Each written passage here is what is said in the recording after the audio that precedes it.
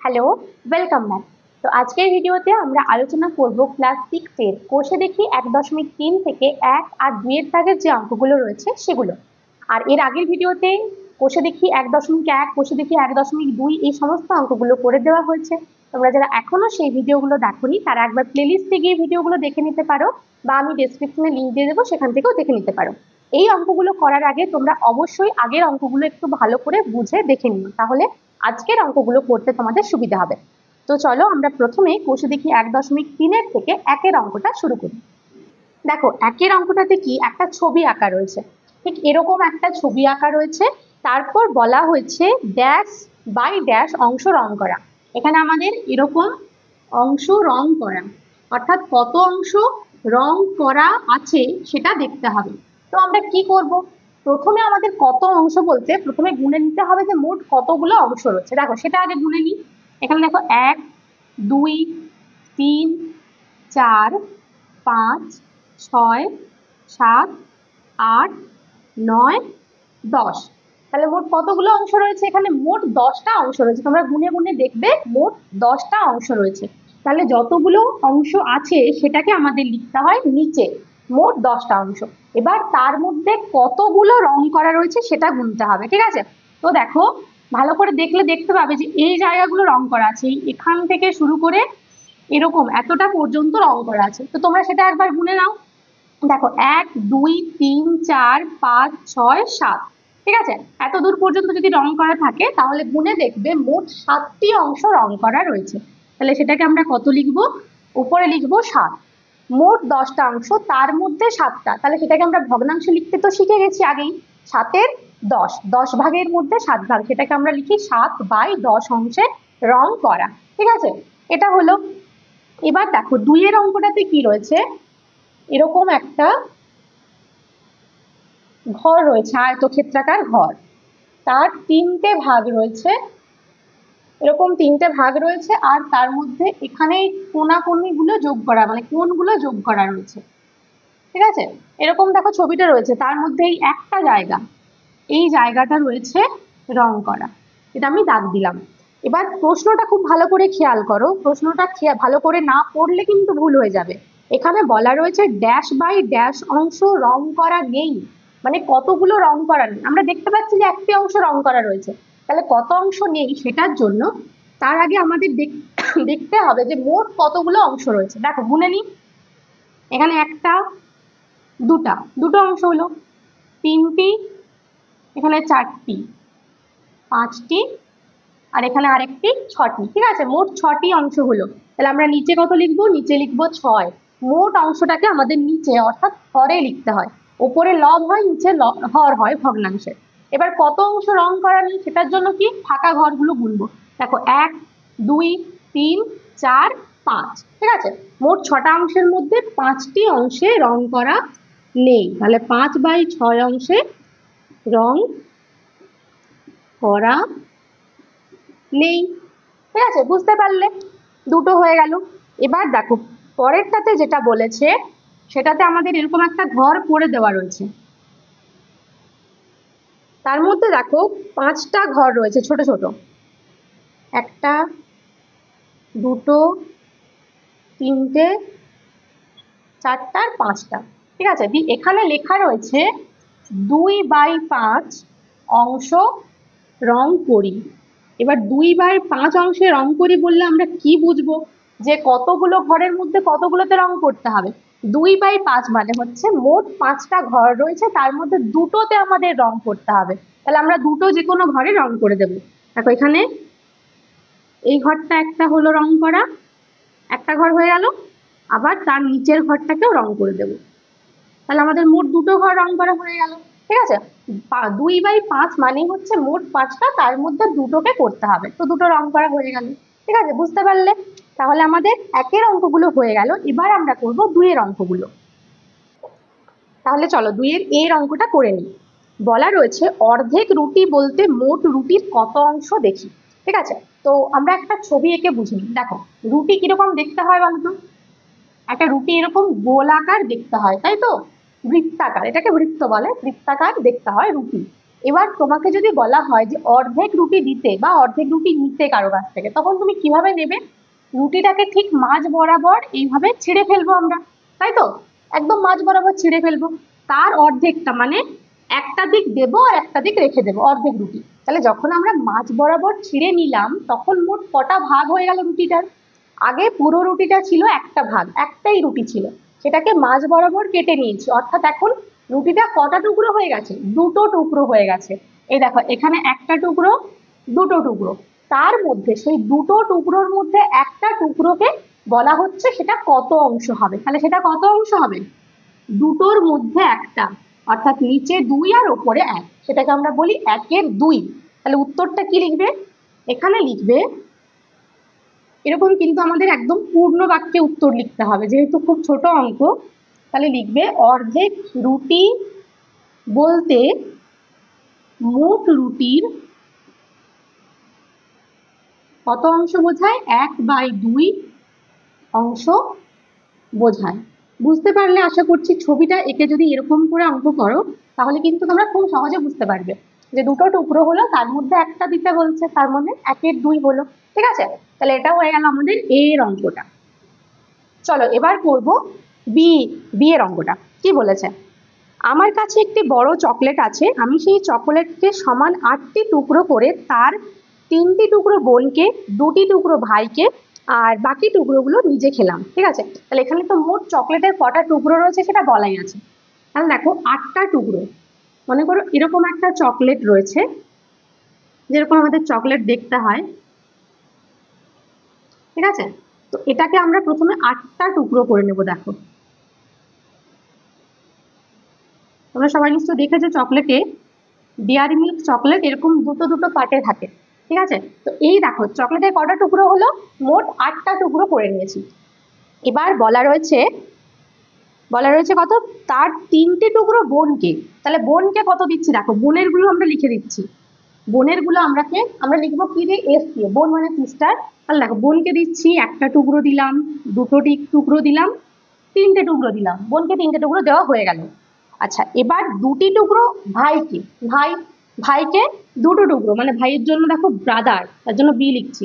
ঠিক আছে, ভাইকে 2টো টুকরো দেওয়া হলো। তাহলে এই 3টে টুকরো হচ্ছে বোনের, 2টো টুকরো ভাইয়ের, আর বাকি কটা থাকলো আমার জন্য?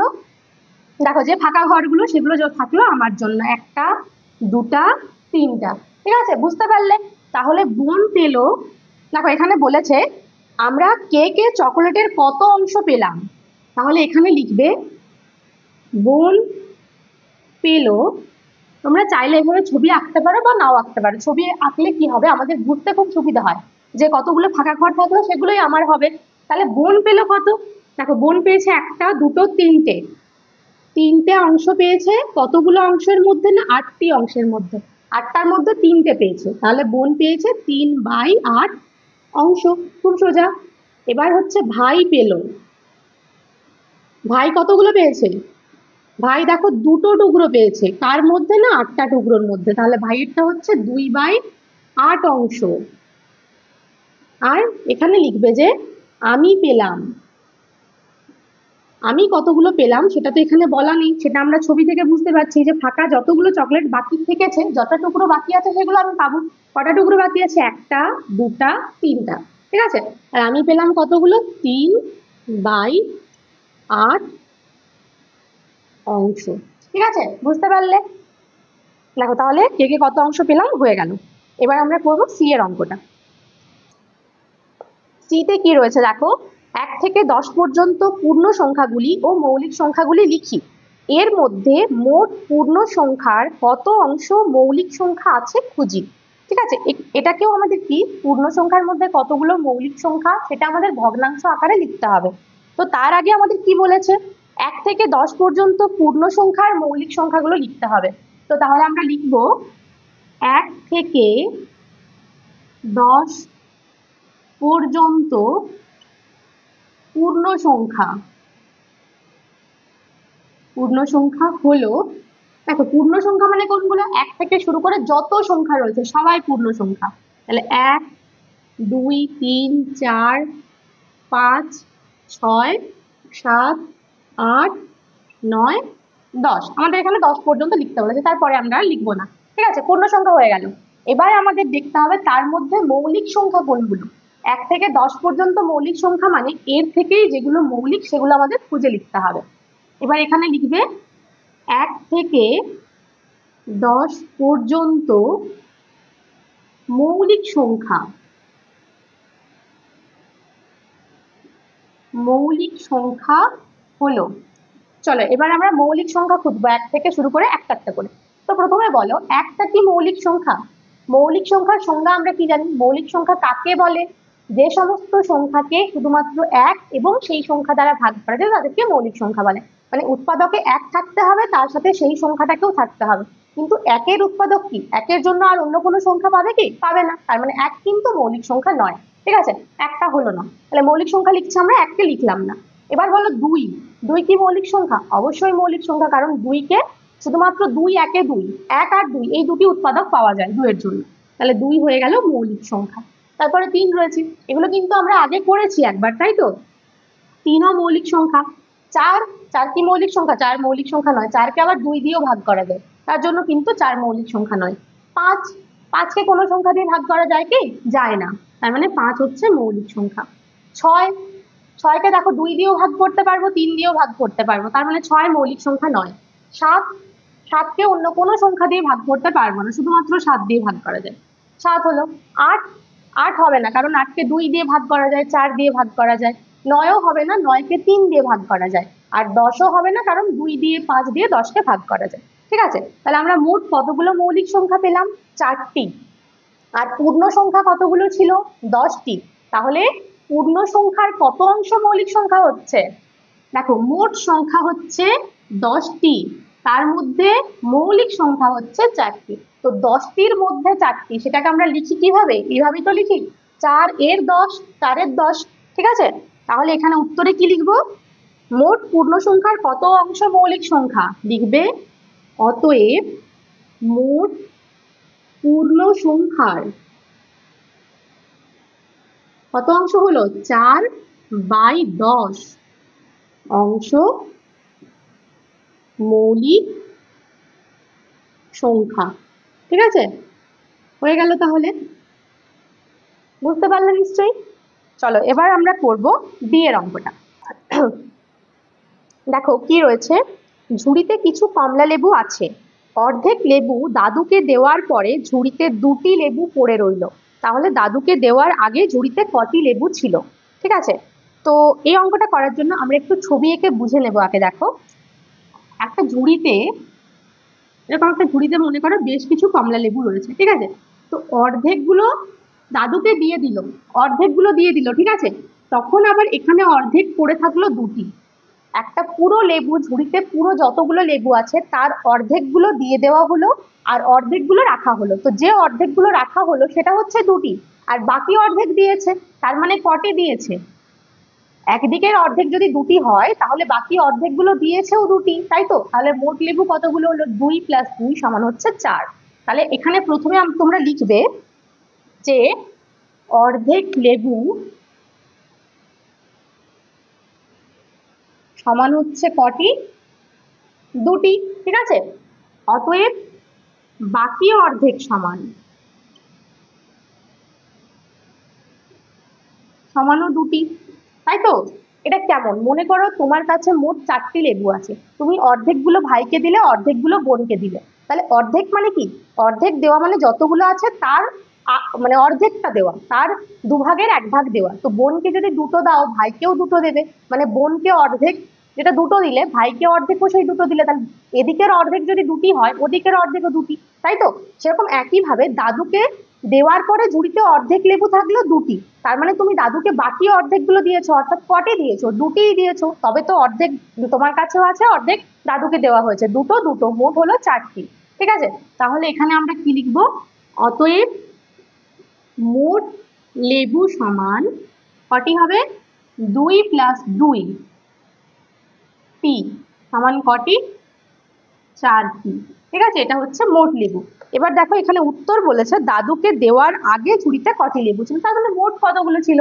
তাহলে এখানে লিখবে অতএব দাদুকে দেওয়ার আগে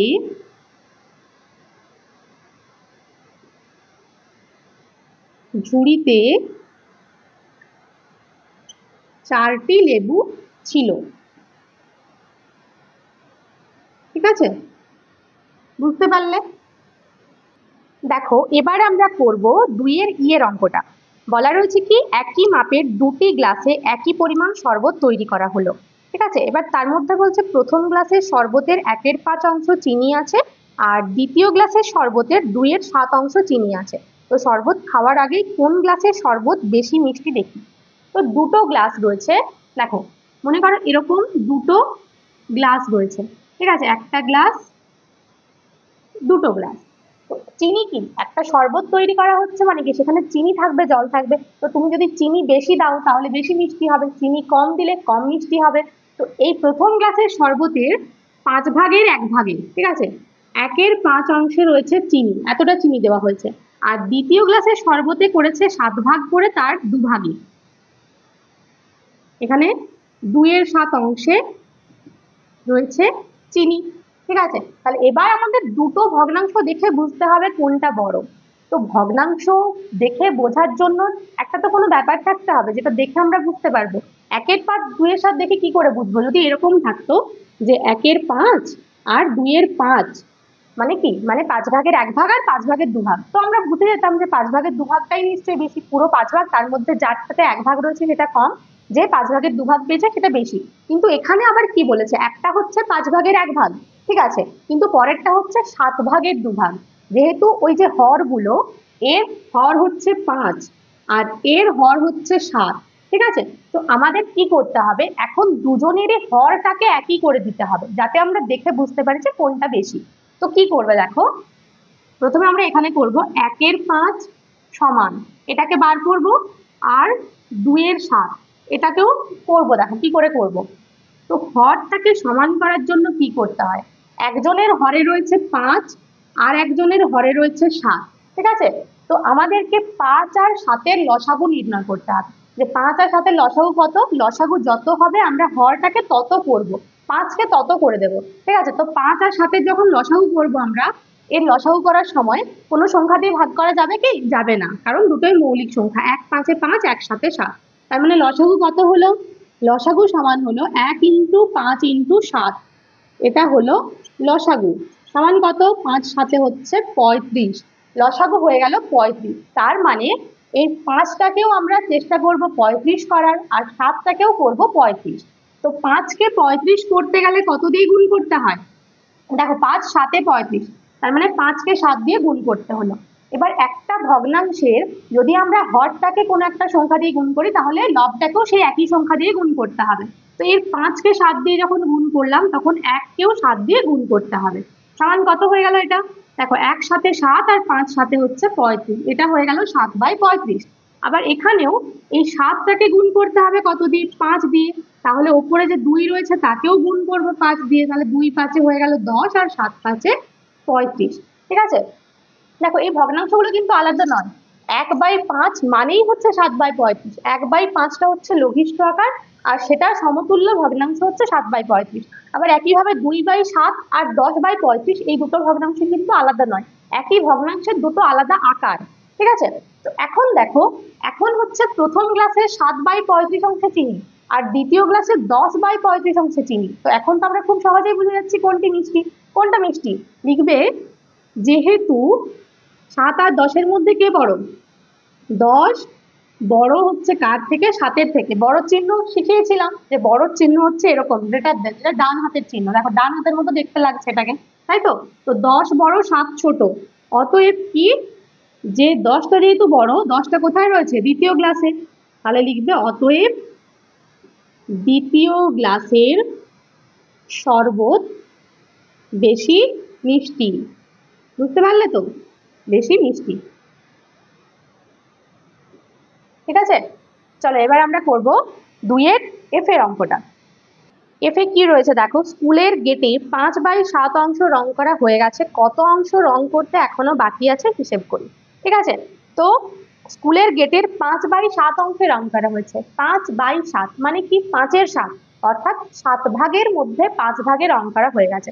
স্কুলের গেটটাকে যদি আমরা সমান 7টা ভাগে ভাগ করি, তার মধ্যে 5টা ভাগ রং করা হয়ে গেছে, বাকি কটা থাকলো? তাহলে মোট 7টা ভাগ, তার মধ্যে 5 ভাগ হয়েছে, তাহলে বাকি কত আছে? 7 - 5, মানে 2 ভাগ বাকি রয়েছে। ঠিক আছে, সেটাই আমরা লিখবো। তাহলে লিখবে রং করা হয়েছে 5/7 অংশে, অতএব রং করা বাকি আছে কত? মোট 7 ভাগ, তার মধ্যে বাকি আছে কত? উপরে হচ্ছে 7 - 5, 7টা হয়ে মানে মোট 7টা, তার থেকে 5 বিয়োগ করে তবে তো বলতে পারছি সমান কত অংশে? 2/7 অংশে। ঠিক আছে, এখানে আমরা অঙ্কগুলো বেশি করব না, কারণ এখানে অঙ্কগুলো বলেছে মনে মনে ভেবে লিখি, নাহলে একটা ক্যালকুলেশন করা যেত 1-এর থেকে বিয়োগ করে, মোট অংশটাকে এক অংশ ধরে বিয়োগ করা যেত, কিন্তু যেহেতু এখানে মনে মনে ভেবে হিসেব করতে বলেছে, তার মানে আমরা একটু ছোটভাবে করার চেষ্টা করব। ঠিক আছে, দেখো এবার আমরা করব জি এর অঙ্কটা। কি বলেছে? আমার কাছে 20 টাকা আছে, আমি 5 টাকা খরচ করলাম, আমি আমার টাকার কত অংশ খরচ করলাম ও কত অংশ এখনো আমার কাছে আছে। ঠিক আছে, দেখো আমরা পাটে পাটে করব। তাহলে আমার কাছে আছে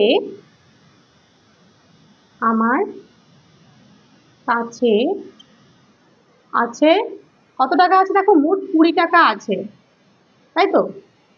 মোট 20 টাকা আছে, খরচ করলাম কত টাকা? খরচ করলাম 5 টাকা, অতএব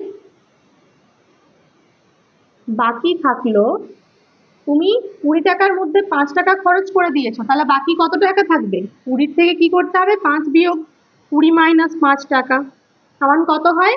20 থেকে 5 বিয়োগ করলে হয় 15 টাকা। ঠিক আছে, এবার এগুলো হচ্ছে টাকাতে, এই টাকাগুলোকে আমরা অংশে লেখার চেষ্টা করব। বলেছে তুমি মোট টাকার কত অংশ খরচ করেছো, কত অংশ মানে কত এর মধ্যে কত, সেই দুটোকে আমাদের বোঝাতে হবে ভগ্নাংশের আকারে। তাহলে যে ভগ্নাংশটা দেখেই তুমি বুঝতে পারবে যে তোমার কাছে কত টাকা ছিল, তার মধ্যে কত টাকা খরচ করেছো।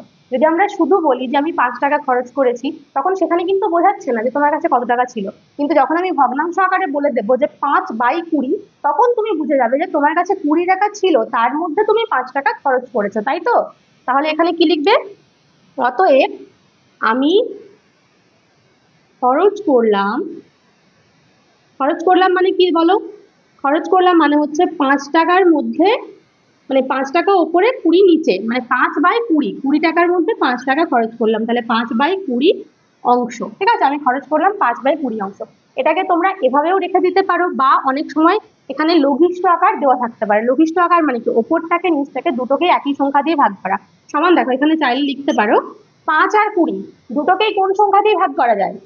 দেখো দুটোকেই 5 দিয়ে ভাগ করা যায়, তাহলে এরপরে 5কে 5 দিয়ে ভাগ করলে হয় কত? 5/5, আর 20কেও যদি 5 দিয়ে ভাগ করো তাহলে 20/5, 5কে 5 দিয়ে ভাগ করলে হয় 1, আর 20কে 5 দিয়ে ভাগ করলে হয় 4, তাহলে 1/4 অংশ। এরকম এখানেও রেখে দিতে পারো, বা 1/4 অংশ করে দিতে পারো। আর এখানে লিখবে এবং বাকি থাকলো কত অংশ? 15 টাকা ছিল, কত টাকার মধ্যে? 20 টাকার মধ্যে, তাহলে 15/20 অংশ। দেখো এখানেও 15 আর 20 দুটোকেই 5 দিয়ে ভাগ করা যায়। 15কে 5 দিয়ে ভাগ করলে কত হয়? 5 3 15, আর 20কে 5 দিয়ে ভাগ করলে হয় 5 4 20, তাহলে 3/4 অংশ।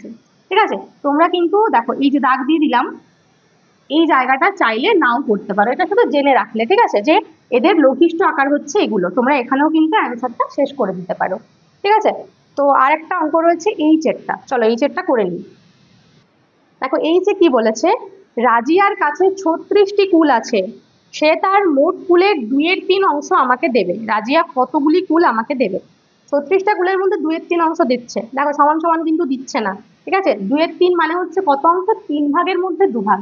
36টা কুলকে যদি আমরা সমান 3টে ভাগে ভাগ করে দিতে পারি, তার 2 ভাগ দিচ্ছে, তার মানে দেখো বেশি দিচ্ছে না কম দিচ্ছে সেটা তোমরা পরে বুঝতে পারবে কতগুলি কুল দিল।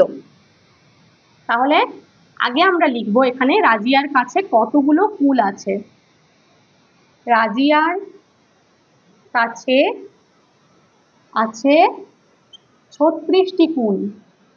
রাজিয়ার কাছে 36টি কুল আছে। ঠিক আছে, তার মধ্যে আমাকে দিচ্ছে 2/3 অংশ। দেখো মোট কুলের 2/3 অংশ মানে 36-এর 2/3।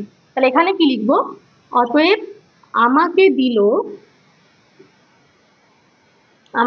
কি হবে? 36 গুণ 2/3 কি কুল। কি করলাম দেখো, মোট কুলটাকে আমরা যত অংশ দিল সেটা দিয়ে গুণ করলাম, ঠিক আছে? তাহলে এখানে যে ওইটা যদি আমরা গুণ করি মোট কুলটাকে ওই অংশটা দিয়ে, তাহলে আমি বুঝে যাবো যে কতগুলো কুল আমাকে দিল। এবার এখানে কাটাকাটি করতে পারি। দেখো 3 দিয়ে কাটাকাটি করলে হবে 3 একে 3, 3 2 6, 12। তাহলে 12 আর 2 গুণ করলে কত হয়? 24। দেখেছো 36টি কুলের মধ্যে 24টি দিয়ে দিয়েছে, মানে বেশি দিয়েছে, তাই তো? তাহলে আমাকে দিল কটি কুল? 24টি কুল। বাকি কতগুলো আছে সেটা জানতে চাইনি। রাজিয়া কতগুলি কুল আমাকে দেবে হিসাব করে, এটাই হচ্ছে আমাদের অ্যান্সার। রাজিয়া আমাকে দিল 24টি কুল, ঠিক আছে? তাহলে আজকে আমাদের 2 এর সমস্ত অঙ্কগুলো কমপ্লিট হয়ে গেল। পরের দিন 3 4 5 6 এই অঙ্কগুলো আমরা করবো। তো তোমাদের যদি ভিডিওটা ভালো লেগে থাকে তাহলে লাইক করবে, কমেন্ট করে জানাবে কেমন লাগলো, বন্ধুদের সঙ্গে শেয়ার করবে। আর যদি চ্যানেল নতুন হও তাহলে অবশ্যই চ্যানেলটাকে সাবস্ক্রাইব করে রাখবে।